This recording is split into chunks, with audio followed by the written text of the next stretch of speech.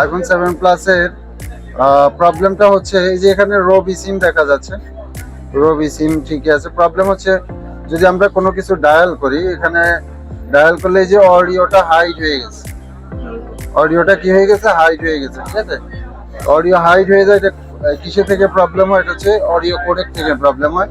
Audio hide হয়ে যাওয়ার কারণে এখানে কোনো সাউন্ড শোনা যাবে না, কোনো প্রকার সাউন্ড শোনা যাবে না, এখানে কোনো সাউন্ড আসবে না। এই যে লাউড স্পিকার হাইড হয়ে গেছে, দেখা যাচ্ছে ক্লিয়ার, লাউড স্পিকারটা হাইড হয়ে গেছে। এটা 7 প্লাস এই প্রবলেমটা বেশি হয়। এই যে 7 এবং 7 প্লাস এই প্রবলেমটা বেশি। লাউড স্পিকারে ক্লিক করবেন, কোনো ক্লিক হবে না, টোটালি হাইড হয়ে গেছে। ঠিক আছে, এখন এদিকে কোনো সাউন্ড আসবে না। এটা হচ্ছে কোডেক থেকে প্রবলেম। তো এখন আমরা হচ্ছে এটা কাজ করব, মাদারবোর্ডের কোডেক আইসিতে কাজ করব। এটা কিভাবে কাজ করতে হয় দেখেন।